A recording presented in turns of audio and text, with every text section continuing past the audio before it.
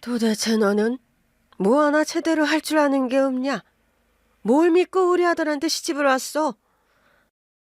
어머니가 시키신 거잖아요.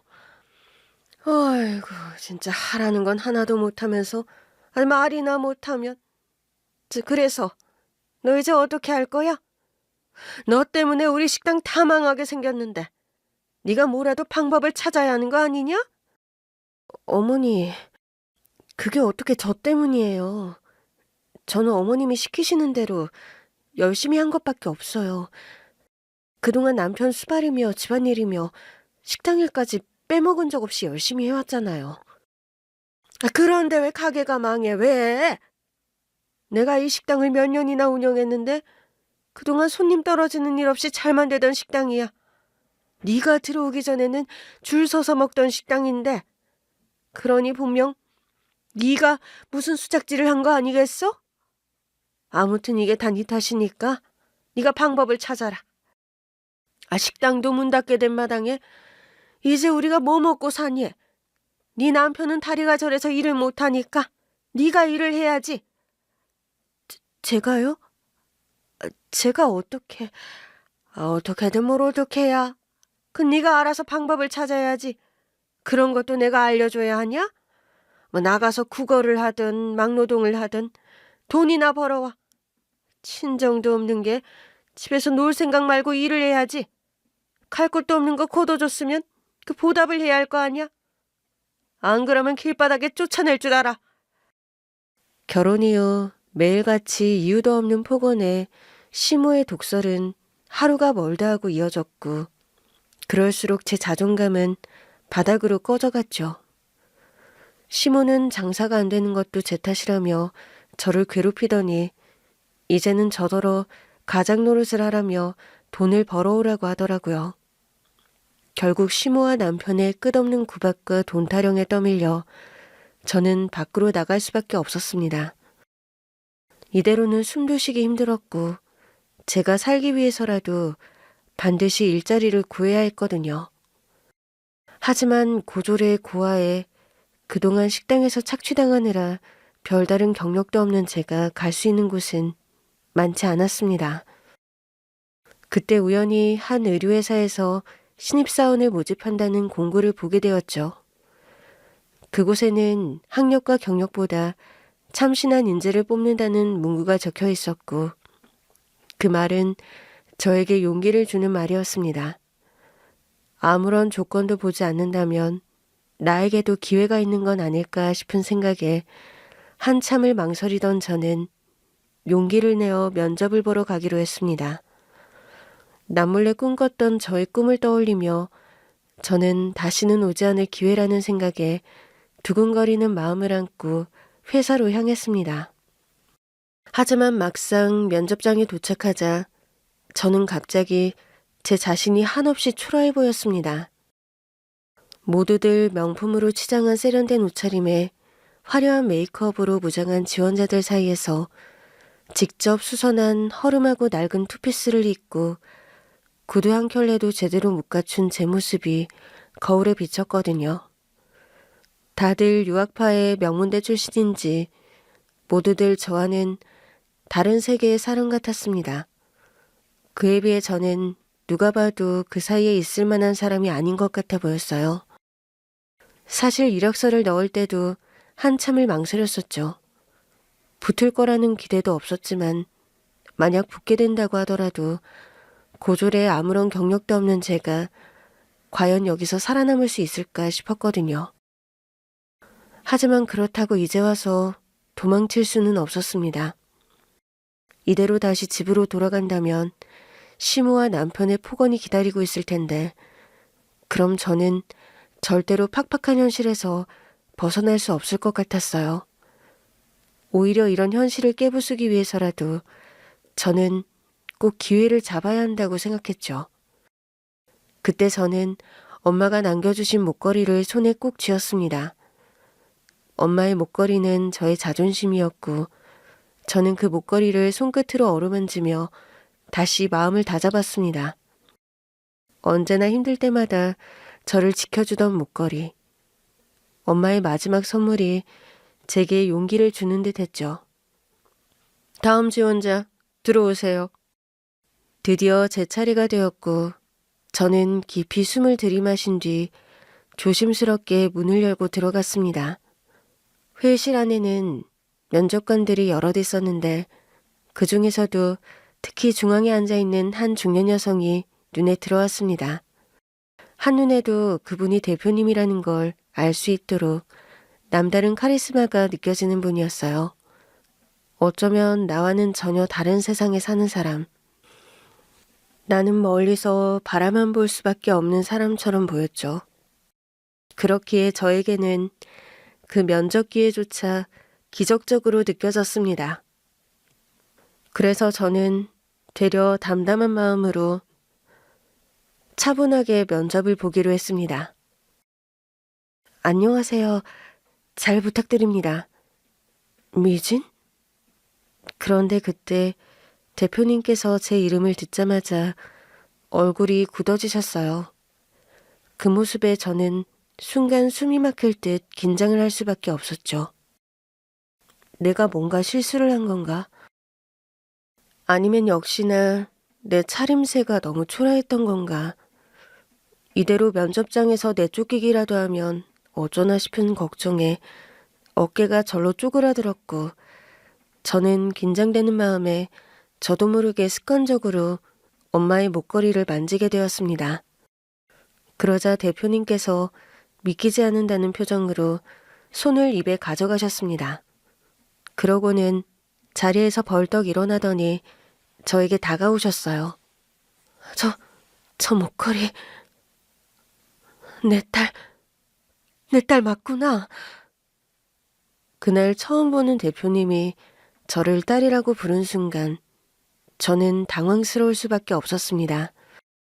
이게 대체 무슨 상황인지 상상도 가지 않더라고요. 대표님이 왜 저를 딸이라 부르는지 모르겠지만 그분이 제 어머니일 수는 없는 일이었어요. 왜냐하면 저희 부모님은 이미 오래전에 돌아가셨거든요. 어릴 적 저희 집은 부유하지 않았지만 부모님은 제게만큼은 세상에서 가장 따뜻한 분들이셨습니다.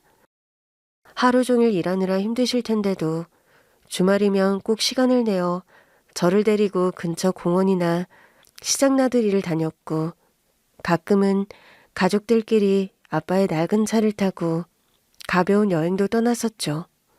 그날도 부모님과 함께 떠난 짧은 여행길이었습니다.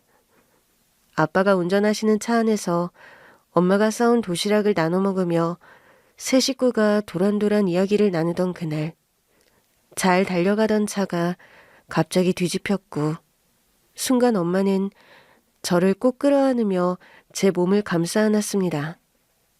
저는 엄마의 체온을 느끼며 의식을 잃었고 그게 제가 느낀 엄마의 마지막 온기였어요.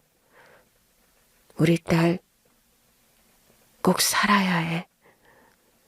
엄마 아빠 대신 꼭 행복해야 해. 그날의 예기치 못한 비극적인 사고로 부모님은 그 자리에서 돌아가셨습니다. 그리고 저는 엄마의 희생 덕분에 혼자 살아남을 수 있었죠. 그렇게 하루아침에 부모님을 잃고 고아가 된 저는 보육원으로 보내졌습니다. 아무도 모르는 낯선 곳, 서로 다른 상처를 품은 아이들과 어른들 사이에서 저는 맨몸으로 던져졌고 그렇게 시작된 보육원 생활은 생각보다 험난했습니다. 가난한 보육원 환경은 열악했고 제 곁에는 더 이상 저를 걱정하거나 챙겨주는 사람도 없었죠. 밤마다 저를 위해 동화를 읽어주시고 저를 따뜻하게 안아주시던 부모님은 더 이상 제 곁에 계시지 않았습니다. 그때 엄마가 제 손에 꼭 쥐어주신 목걸이 하나가 저의 유일한 희망이었어요. 이 목걸이 엄마한테 정말 소중한 거야. 우리 딸한테 꼭 물려주고 싶었어. 그러니까 꼭 절대 잃어버리지 말고 간직해. 알았지? 사고 당시 마지막 순간까지 어렵게 말씀하시던 엄마가 남긴 그 목걸이는 제가 부모님의 흔적을 기억할 수 있는 유일한 유품이었습니다.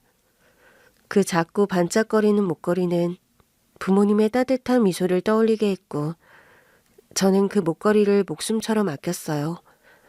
하지만 어린 저를 둘러싼 팍팍한 세상은 그 목걸이조차 가만두지 않았습니다.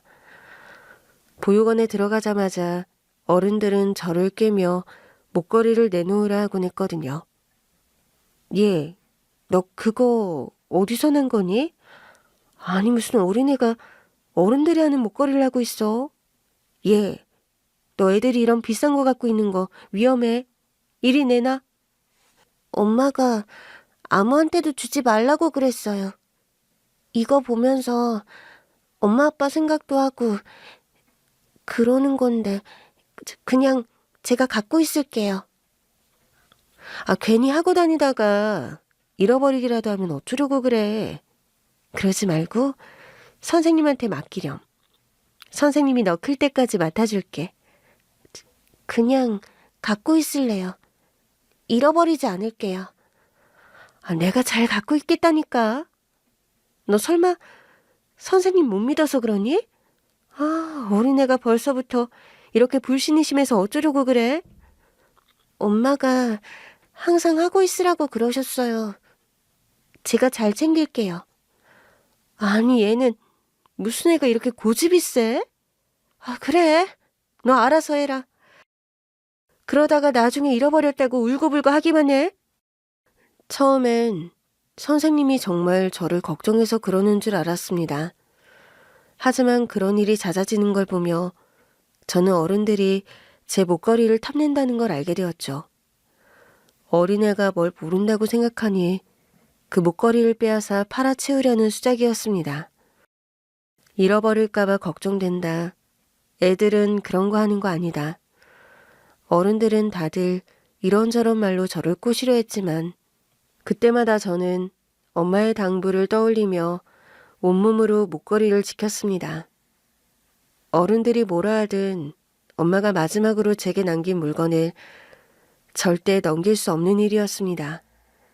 그렇게 저는 18이 될 때까지 보육원에서 별 볼 일 없는 존재로 살았습니다. 공부를 잘하는 것도 특별한 재능이 있는 것도 아니었어요. 저에게는 그저 고아라는 낙인이 이마에 새겨져 있었고 세상은 그런 저를 쉽게 무시했습니다. 고아이기에 겪는 차별과 무시는 결코 견딜 만한 것이 아니었고 고아로서 세상에 내던져지는 것도 호락호락한 일이 아니었습니다.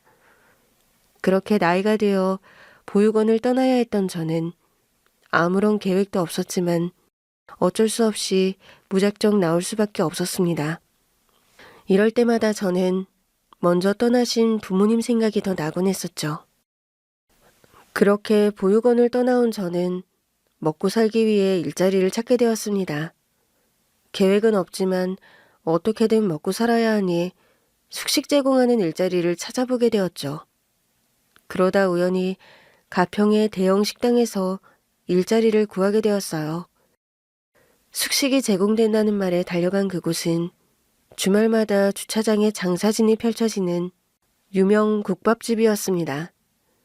저는 그곳에서 식당 일을 하며 뜨거운 그릇에 데이고 손에 물 마를 날이 없이 일해야 했어요.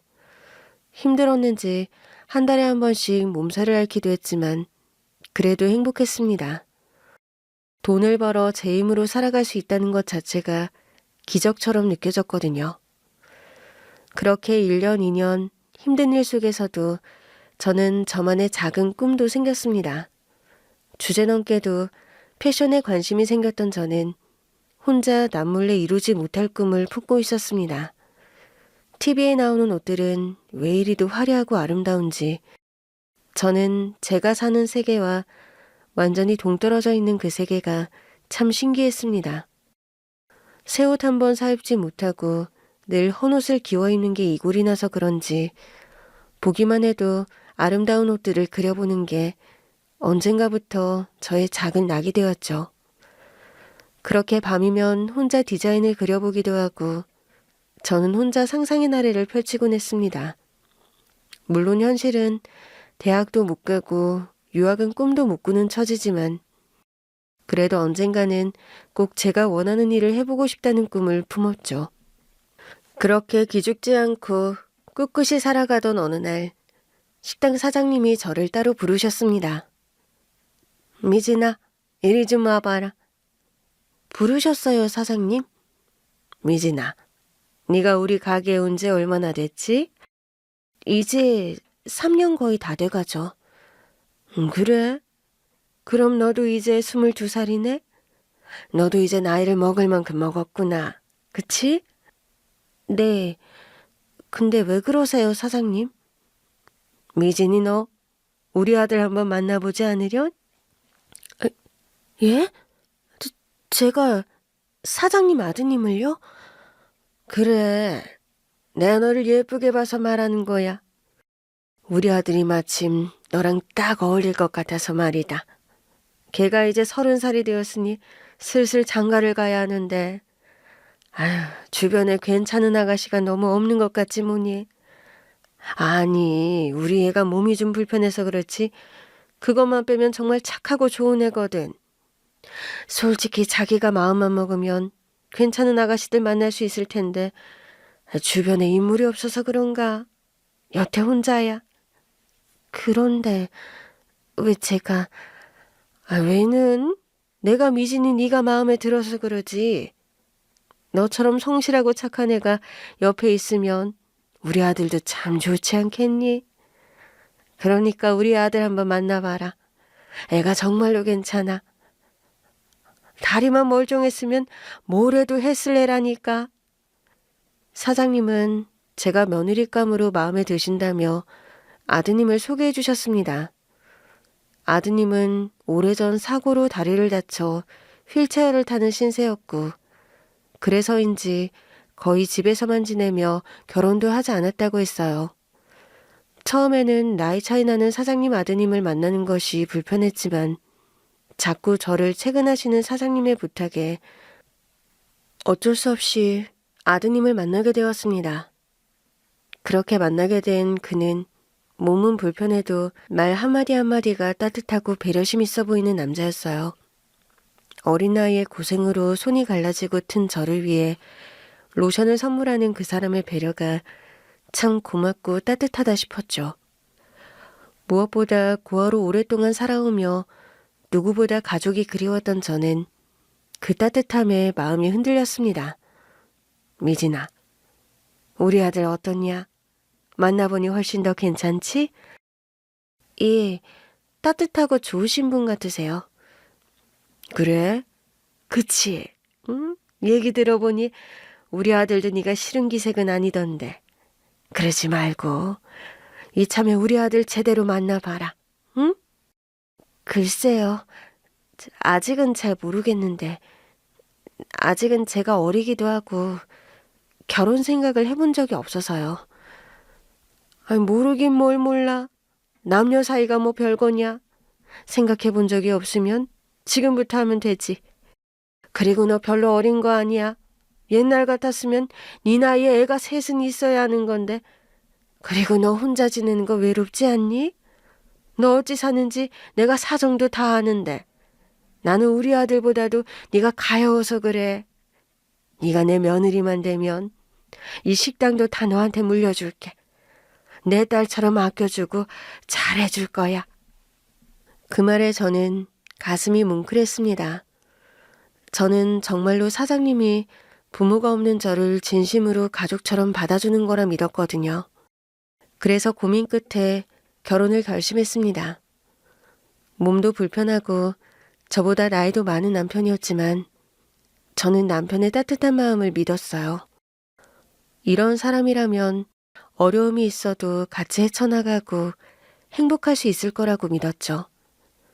가난한 고아였던 제게 가족이 생긴다는 것 자체가 꿈만 같은 일이었기에 저는 앞으로 제 인생이 잘 풀릴 거라 생각했습니다. 하지만 그 선택이 제 인생에서 가장 끔찍한 지옥문을 여는 일이 될 줄은 몰랐습니다. 결혼 전까지 그토록 다정하고 따뜻했던 시어머니는 결혼식이 끝나자마자 돌변해버렸거든요. 정말 믿을 수 없는 일이었습니다.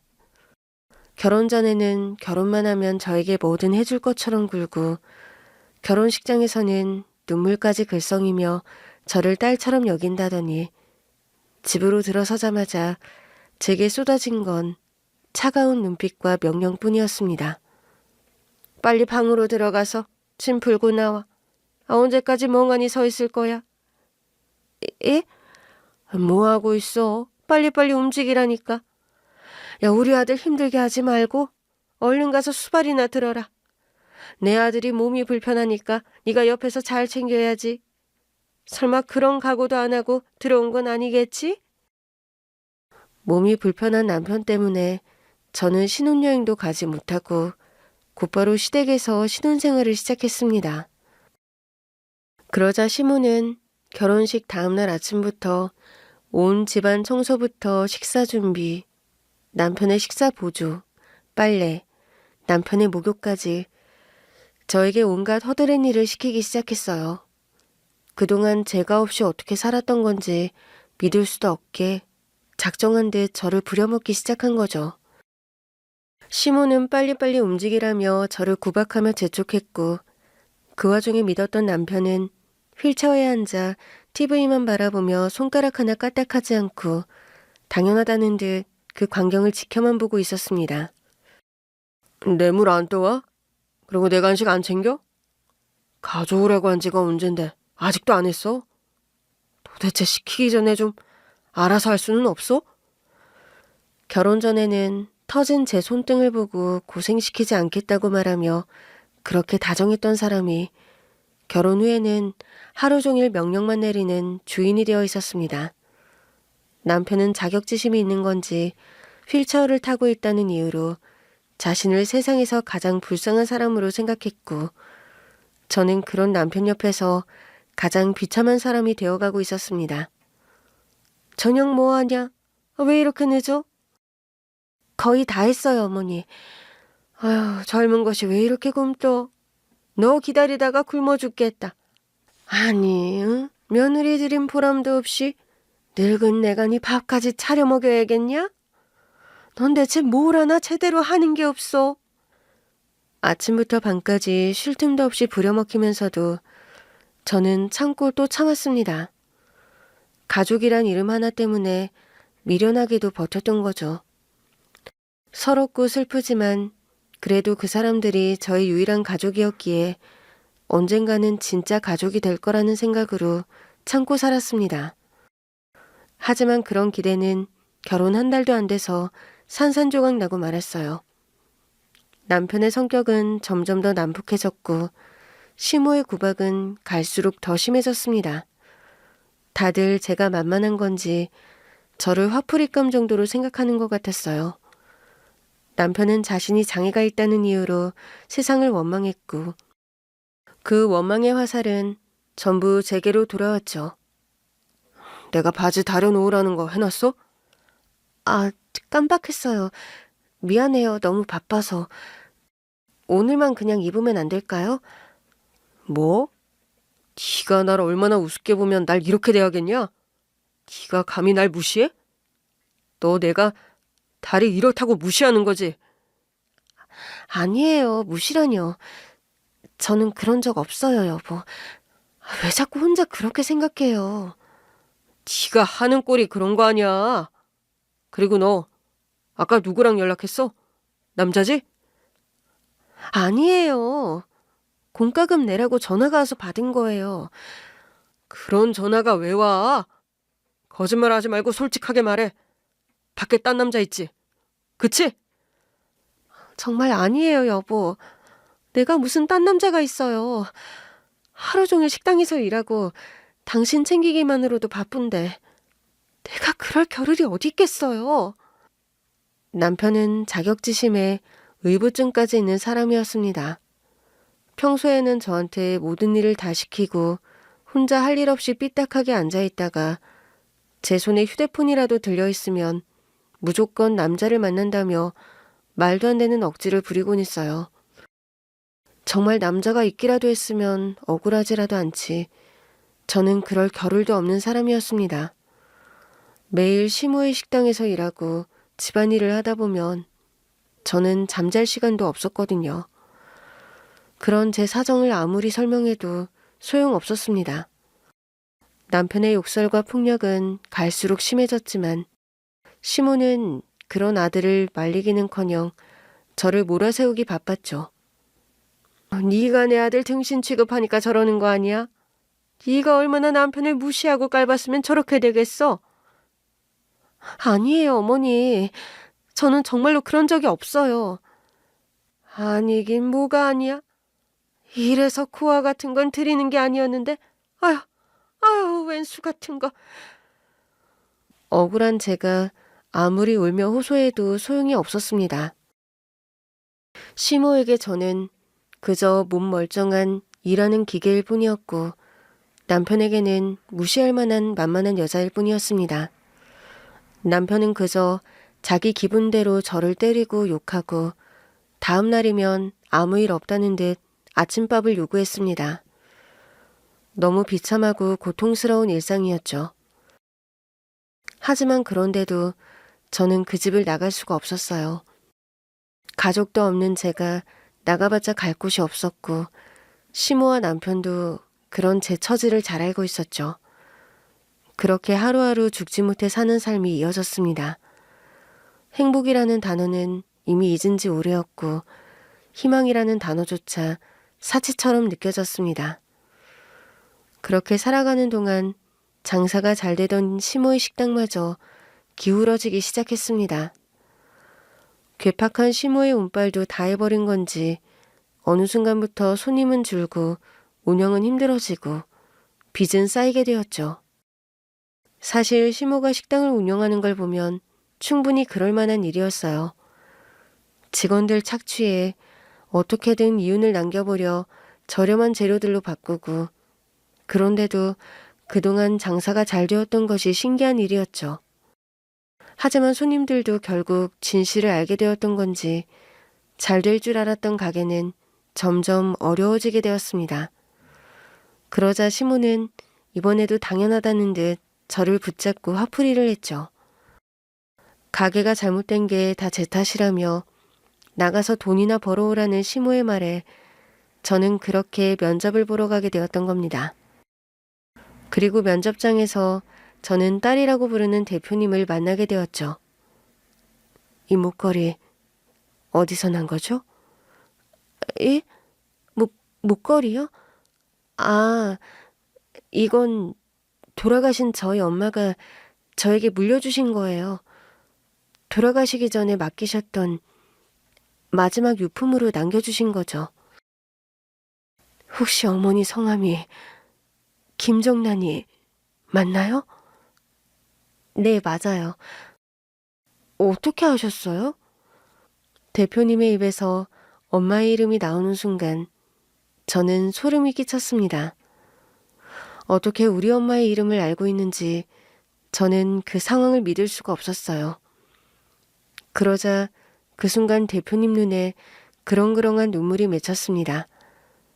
그러고는 저를 딸이라고 부르시며 와라 끌어안으시더라고요. 저는 너무 놀라서 몸이 굳어버렸습니다. 면접을 보러 온 곳에서 이게 대체 무슨 일인지 그 상황을 도저히 이해할 수가 없었어요. 미진아, 내 딸, 내가 너를 얼마나 찾았는데. 대표님? 왜 그러세요? 내가 다짜고짜 내 딸이라 그래서 많이 놀랐겠구나. 사실 나는 네 엄마의 가장 친한 친구였어. 그래서 너 어릴 때부터 종종 봐왔었단다. 네가 태어날 적에도 내가 너와 네 엄마 옆에 있었거든. 그때부터 나는 정란이 딸인 너를 내 딸이나 다름없이 생각하고 있었단다. 대표님은 저를 붙잡고 눈물버먹이 된 얼굴로 말씀하셨습니다. 그러고는 가슴께를 뒤적이더니 본인 목에 걸린 목걸이를 보여주셨습니다. 그 목걸이는 분명 제 목에 걸린 것과 똑같은 디자인이었습니다. 엄마가 마지막까지 제게 소중하게 간직하라 알려주셨던 엄마의 유품이었죠. 대표님이 어떻게 이걸... 이 목걸이는 네 엄마와 내가 서로 나눠 가진 우정의 증표야. 네 엄마와 나는 정말 친했거든.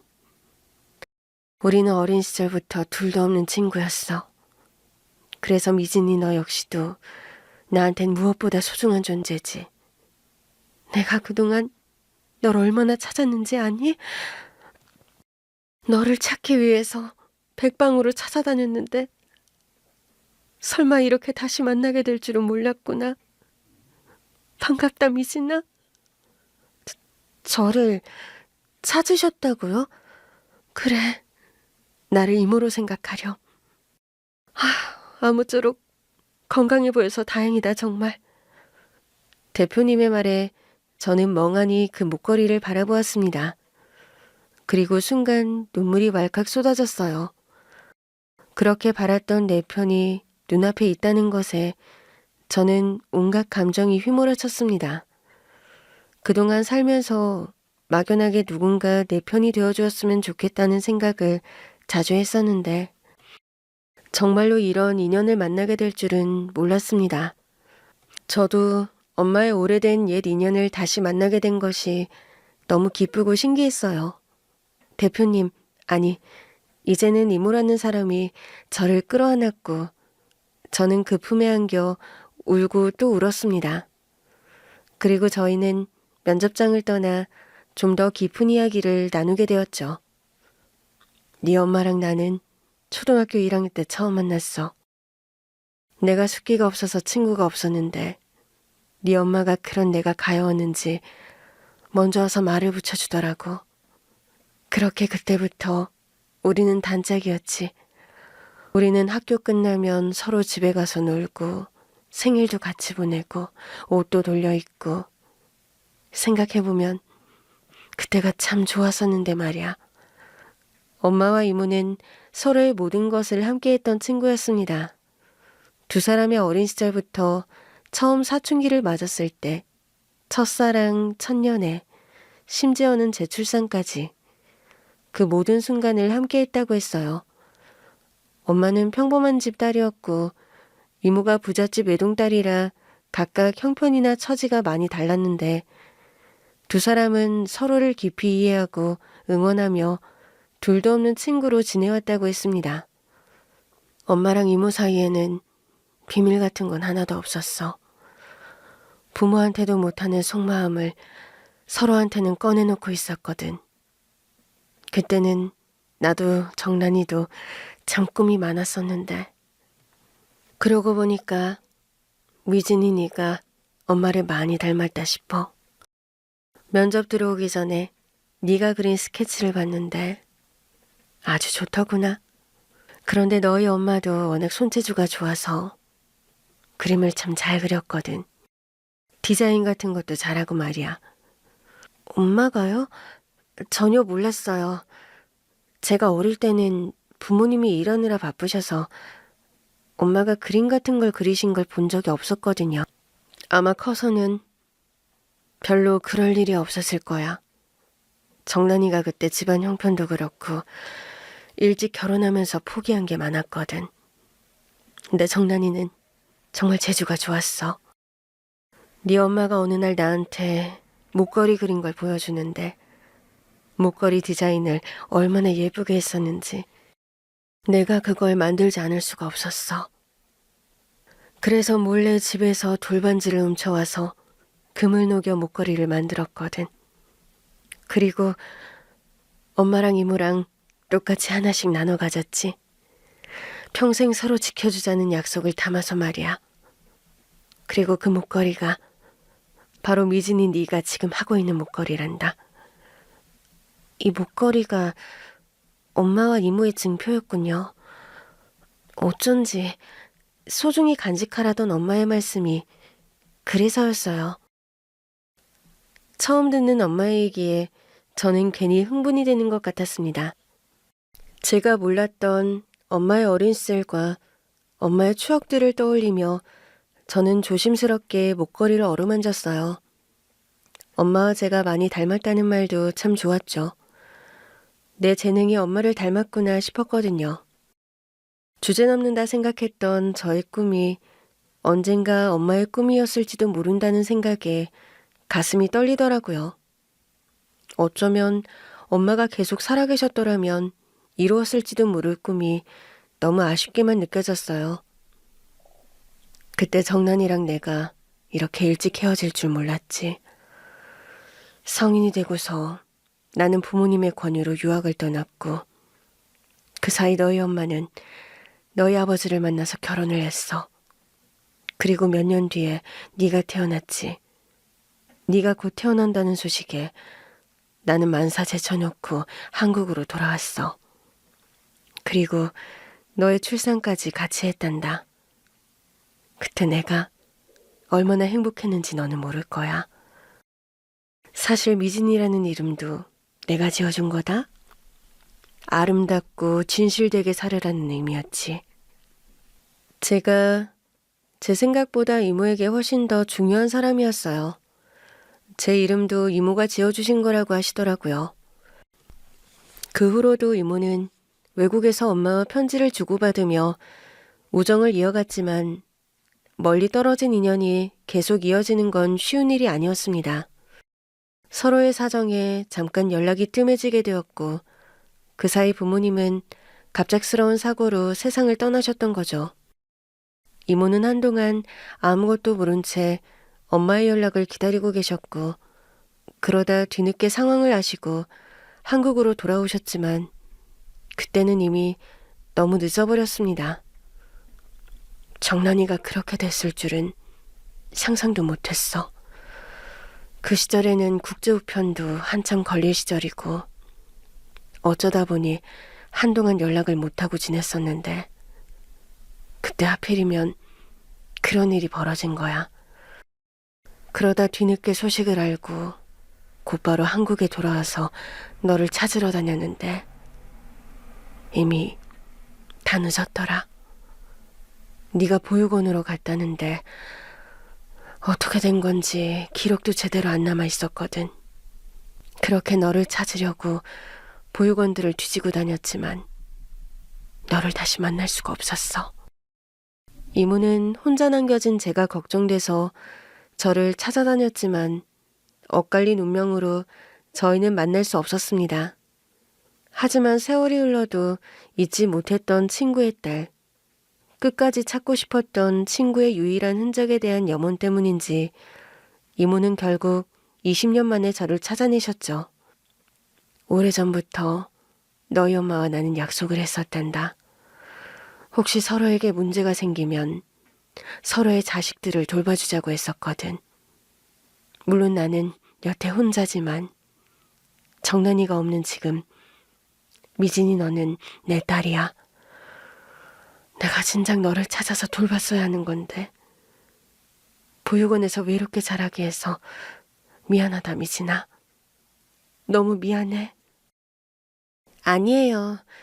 저는 이모 같은 분이 계셨다는 것만으로도 너무 기쁜걸요. 저를 찾고 있는 사람이 있을 줄은 상상도 못했어요. 그리고 엄마한테 그렇게 소중한 친구분이 계신 줄도 몰랐고요. 저를 어려서부터 보셨다고 했는데 그때는 제가 너무 어려서 기억나는 게 없네요. 죄송해요. 아니야. 네가 너무 어렸을 때라 그런 게 당연하지. 그래도 내가 너를 기억하니 됐다. 그러게 우리 미진이 그동안 얼마나 힘들었을까. 우리 미진이 아무도 모르게 얼마나 울었어. 이모, 사실 저 정말 많이 힘들었어요. 너무 외롭고 너무 서러웠어요. 그래, 이제 다 괜찮아. 그동안 무슨 일이 있었던지 이제는 걱정하지 말아라. 내가 네 옆에 있는 한 너는 앞으로 안전할 거야. 이모가 이제부터 널 지켜줄게.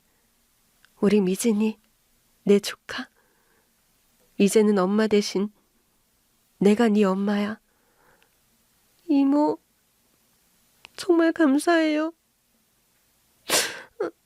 저 이런 말이 정말 그리웠었나 봐요. 부모님 그리움에 숨죽이며 울면서 늘 제 편이 있었으면 했는데 이런 게 제 편이고 가족이라는 걸 그동안은 왜 몰랐나 모르겠어요. 그것도 모르고 바보같이 그런 사람들을 가족이라고 생각했다니 그동안 제가 바보였어요. 따뜻하고 든든한 내 편. 저는 세상에서 가장 큰 선물을 받은 기분이었습니다. 어쩌면 엄마가 제게 남겨주신 유산이 이모였던 게 아닐까 싶더라고요. 그렇게 저는 가족과 다름없는 이모를 만나게 되었고 제 편이 생겼다는 생각에 긴장이 풀렸던 건지 이모에게 그동안 저의 살아온 이야기를 하게 되었습니다. 보육원을 떠나 식당에 취직한 일, 그곳 사장님의 중매로 결혼을 하고 어떻게 살아왔는지, 그리고 어쩌다 제가 면접까지 보게 되었는지 제가 겪었던 일을 다 털어놓았죠. 그러자 제 이야기를 하나하나 듣던 이모는 얼굴이 새파래지셨습니다. 아우 세상에, 어떻게 그런 인간들이 있니? 어떻게 그런 집에서 버텨왔어? 가엾고 불쌍한 아이한테 동정은 못할 망정 괴롭히다니. 그런 인간들한테 우리 미진이를 맡겨놨다니. 네 엄마가 알면 땅을 치고 통곡하실 일이다. 하지만 이제 걱정 마. 이모가 아주 본때를 보여줄 테니까. 더 고민할 것도 없어. 바로 이혼하자 미진아. 네가 더 이상 그런 취급받으면서 살 이유가 없어. 이모의 말에 저도 결심을 굳혔습니다. 그동안 수없이 좌절했던 이혼이었지만 이제는 더 이상 미룰 이유도 망설일 이유도 없었습니다. 저도 제 인생을 그 지옥 같은 집구석에서 더는 허비하고 싶지 않았고 엄마를 위해서라도 당당하게 제 행복을 되찾고 싶었어요. 제가 정말 이혼할 수 있을까요? 그럼 미진이 너는 이제부터 아무 걱정하지 말고 네가 하고 싶은 말 다 해. 내가 그 인간들 확실하게 밟아줄 테니까. 이모의 눈빛이 무섭게 바뀌는 걸 보면서도 저는 속이 다 시원했습니다. 저를 위해 누군가가 이렇게 화내주고 제 편에 서주는 사람이 있다는 게 믿기지가 않았거든요. 그동안 혼자 울고 혼자 견뎠던 시간들이 주마등처럼 스쳤지만 이제는 더 이상 혼자가 아니었습니다. 그러자 이모는 곧장 회사 법무팀을 대동하고 저와 함께 시댁으로 쳐들어왔습니다. 제가 시댁에서 당한 부당한 일들을 알게 된 이모는 제대로 복수를 해줄 거라며 잔뜩 벼르고 계셨어요. 그렇게 이모는 아예 각 잡고 법적 대응을 위한 증거 자료까지 손에 쥔 상태였습니다. 시모와 남편은 제가 낯선 사람들과 함께 나타나자 눈을 동그랗게 뜨고 저를 쳐다봤어요. 늘 고분고분하던 제가 사람들까지 대동하고 나타난 건 상상도 못했던 일이었는지 시모는 마당에 서 있던 저를 보자마자 날카롭게 소리부터 질렀습니다. 아유, 웬 사람들이 이리 들이닥쳐. 이 집 무슨 일이야? 저희 회사 법무팀입니다. 긴박하게 법적으로 다퉈야 할 사안이 있어서 데려왔어요. 뭐요? 법무팀이라니. 아니지, 무슨 법 타령을 하고 있어? 당신 지금 누구랑 같이 온 거야? 저 사람들 뭐야? 제가 오늘 여기 온 이유는 딱 하나예요. 당신들이 저한테 저지른 모든 일 이제 끝내려고요. 이 서류에 도장 찍고 깨끗하게 끝내주세요. 뭐라고? 이혼? 당신 제정신이야? 지금 장난하는 거 아니지? 갑자기 이혼이라니 그게 말이 돼? 이게 진짜 눈에 뵈는 게 없구나. 아이고, 내가 진작 알아봤어야 하는데. 대체 어디서 뭘 배워먹었길래 남편이랑 시어미한테 이혼 소리를 들이밀어. 이걸 그냥 확. 저의 이혼 얘기에 화가 난 시모는 평소처럼 당장이라도 저를 때릴 기세로 달려들었지만 곁에 서 있던 변호사가 단호하게 손을 들어 막았습니다. 앞으로 폭언이나 폭행 시도를 하시면 바로 형사고소 진행합니다. 지금부터는 모든 발언과 행동이 증거로 남게 된다는 점 명심하세요. 법무팀 변호사의 단호한 목소리에 시모는 두려운지 움찔하며 뒤로 물러났습니다. 원래부터 강자한테 약하고 약자한테만 강한 시모와 남편이었거든요. 무식한 시모가 제일 두려워하는 게 법적인 문제였으니 시모는 변호사 앞에서 아무 말도 할 수가 없었습니다. 그제야 두 사람도 사태의 심각성을 느꼈는지 서로 눈치를 보며 당황하기 시작했어요. 저 미진이 이모입니다. 그동안 미진이를 열심히 찾아왔죠. 그래서 늦었지만 지금부터 미진이를 지킬 생각입니다. 두 사람이 미진이를 정신적, 신체적으로 학대한 내용과 경제적 착취를 비롯한 각종 가혹행위 전부 증거로 확보한 상태입니다.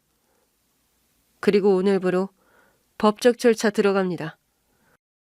현재 저희 의뢰인은 귀 가정에서 받았던 모든 부당한 대우에 대해 손해배상 청구 및 위자료 청구 소송을 준비 중입니다. 또한 명백한 유책 사유에 의한 이혼 소송도 함께 진행될 예정입니다. 아니지. 갑자기 이게 무슨 소리야? 미진아, 너 이게 무슨 짓이야? 우리가 언제 너한테 그렇게 했다고 그래? 아이고 세상에. 네가 우리한테 이럴 수가 있니? 미진아, 잠깐만. 이거 오해야. 우리 사이에 무슨 법이야? 가족끼리 이러는 거 아니지? 가족이요? 어디 감히 우리 미진이한테 가족 소리를 붙여요? 미진이를 하녀처럼 부려먹고 때리고 돈 벌어오라고 닥달한 게 가족이에요? 댁들이 미진이한테 무슨 가족 대접을 해줬다고 지금 와서 가족 타령을 해? 아니, 그건 다 어쩔 수 없이 그런 거예요. 다 우리 사정 때문에 그런 거지. 우리가 진짜 미진이를 미워해서 그런 게 아니었잖아요. 아니, 미진아, 그동안 내가 얼마나 정성껏 너를 챙겼니? 너 그리고 가만히 있지 말고 말 좀 해봐라. 정성껏 욕하고 정성껏 부려먹고 정성껏 손찌검까지 하셨죠. 참, 정성도 대단하시네. 미진이가 그동안 모아둔 자료가 아주 차고 넘쳐요. 당신들이 우리 미진이한테 한 짓 절대로 그냥 넘어가지 않을 거니까 각오하는 게 좋을 거야. 제발 미진아. 내가 요즘 힘들어서 잠깐 욱했던 건 있지만 내가 매번 그런 건 아니잖아. 나도 힘들어서 그런 거야. 힘들어서. 그리고 우리 잘 살아보려고 했잖아. 근데 이혼이라니. 나 너 없으면 못 살아. 그러니까 제발 한 번만 봐줘. 저도 바보는 아니라 그동안 시모와 남편에게 당한 것들을 차근차근 모아두었습니다. 녹음도 해두고 사진도 찍어두고 언제라도 이혼을 할 방법을 찾고 있었죠. 그리고 이제는 그것들이 저에게 도움이 될 때가 왔습니다. 법이 무섭기는 무서운지 매번 저한테 소리 지르고 윽박 지르던 시모와 남편의 태도가 한순간에 달라지더라고요. 그렇게 큰 소리치며 저를 무시하고 손찌검까지 하던 남편이 제 발목을 붙잡고 울며 매달렸습니다. 미진아, 미안해. 내가 잘못했어. 다시는 안 그럴게. 제발, 응? 제발 이번 한 번만 용서해줘. 용서? 잘못할 거 다 하고 이제 와서 용서를 구하면 단가요? 나는 이제 와서 그런 용서 받을 생각 없으니까 할 말 있으면 변호사한테 해요. 그래봐야 법 앞에서는 통할지 모르겠지만. 얘, 네가 이러면 안 되는 거지. 내가 너를 얼마나 챙겼는데. 그리고 네가 이혼해서 어디 갈 곳이라도 있어? 그나마 우리니까 너를 챙겨주는 거지. 저 진짜인지 아닌지도 모를 이모라는 사람이 너 책임져 준다니? 네 가족은 우리야. 아니요. 미진이는 더 이상 당신네들 가족 아닙니다. 앞으로 제가 미진이의 보호자가 될 겁니다. 진작 그랬어야 할 일이 안타깝게 미뤄졌을 뿐이죠. 그동안에는 미진이가 구하라고 쉽게 보고 함부로 했을진 모르겠지만 이제는 절대 그럴 수 없을 겁니다. 내가 가진 권력과 재산으로 할 수 있는 모든 방법을 총동원할 거예요. 앞으로 저희 미진이 건드리기만 해도 바로 법적 대응 들어갑니다. 그리고 미진이한테 빼앗아간 돈이며 그동안 착취한 노동력이며 전부 금전으로 청구할 거고요. 그동안 명절마다 부려먹고 식당일 시키고 간병인처럼 부린 것도 전부 계산 들어갈 거니까 각오하세요. 아니죠. 그게 돈으로 계산될 일이야? 그 며느리로서 당연한 일이지. 누가 당연하대요? 요즘 세상에 그런 거 없습니다. 며느리? 가족? 그래서 댁들은 그런 며느리를 구박하고 괴롭혔습니까? 이제 이혼하면 남일 테니 더 이상 남의 딸한테 그런 소리 하지 마세요. 시모는 바닥에 털썩 주저앉더니 그제서야 절절매기 시작했습니다. 아이고 미진아, 내가 잘못했다. 내가 눈이 멀어서 그랬다. 내가 진짜 잘할게. 네가 없으면 우리 집안 다 무너져. 제발 한 번만 살려줘라. 위자료라니. 내가 무슨 돈이 있다고 그러냐. 내가 그렇게 가버리면 우리 아들도 그렇고 우리는 다 죽어. 맞아 미진아. 내가 이제 진짜 달라질게. 돈도 벌고 다시는 너한테 손도 안 댈게. 내가 널 위해서 뭐든 다 할게. 그러니까 제발 우리 집 살려줘. 이제 와서 무릎 꿇고 빌면 다야? 그럼 나한테 했던 짓들은? 그 상처들은? 내가 그거 다 안고 살아있던 시간들은 누가 보상해 주는데? 나는 한 번도 가족이라고 느껴본 적 없어요. 가족이면 가족답게 했어야죠. 이제 와서 후회해도 소용없어. 나는 더 이상 당신들을 내 가족이라고 믿지 않으니까. 이제는 법적 처벌 받을 각오하시고요. 미진이가 받아야 할 당연한 몫도 한 푼도 남김없이 다 받아낼 겁니다. 변호사님, 바로 진행하세요. 그렇게 시모와 남편의 우열을 뒤로한 채 저는 이모와 함께 그 집을 나섰습니다.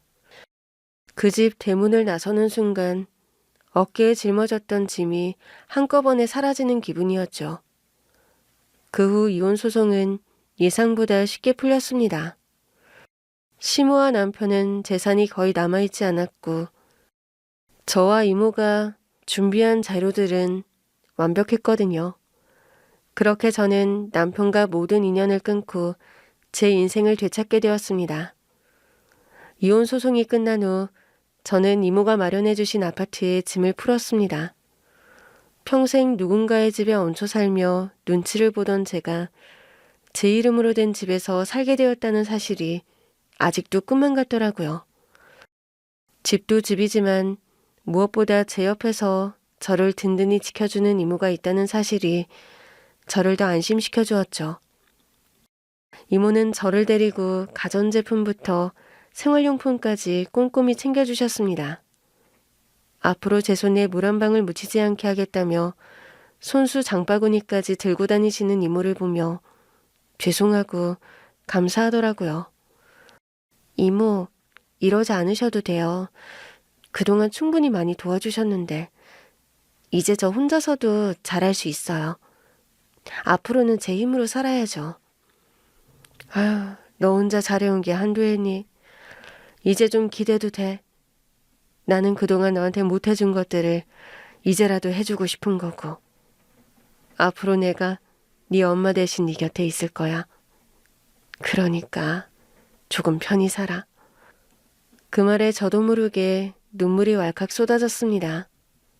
제가 얼마나 그 말이 듣고 싶었던지 그리운 엄마의 목소리가 이모의 목소리에 겹쳐 들리는 것 같아 한참을 울었습니다.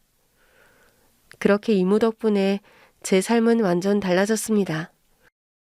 저는 이모 회사에서 말단 사원으로 시작해 물건 정리부터 매장 관리, 거래처 서류 정리까지 온갖 일을 배우며 조금씩 패션 업계의 감을 익혀갔습니다.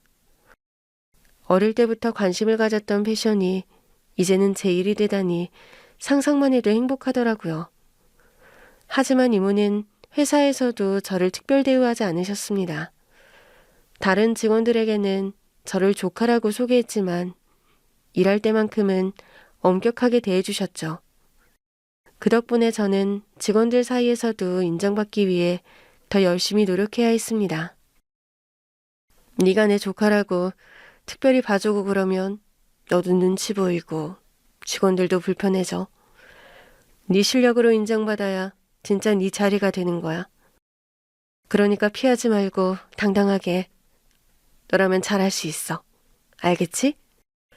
그동안 누군가 저를 믿어주는 일이 있었는지 이모의 그 말 한마디가 제게는 마법 같은 주문이었습니다. 한때는 주눅 들고 나 같은 건 안 될 거야.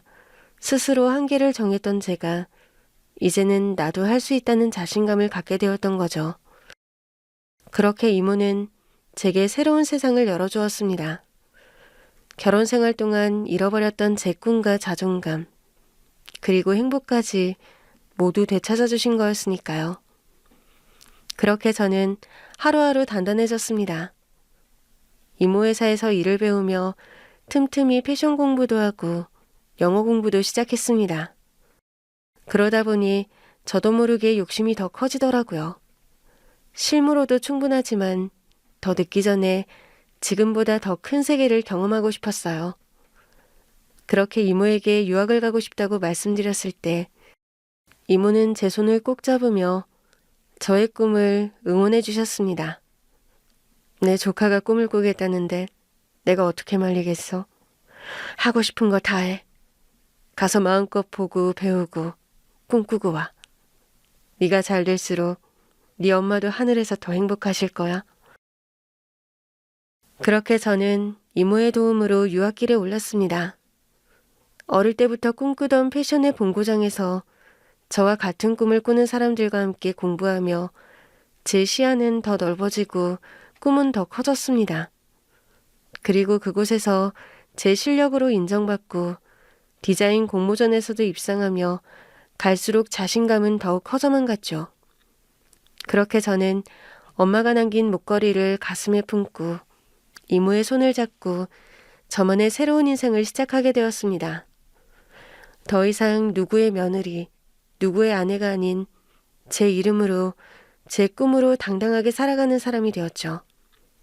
그래서 저는 어렵게 얻은 이 삶을 지키기 위해 끝까지 당당하게 살아가려 합니다. 감사합니다.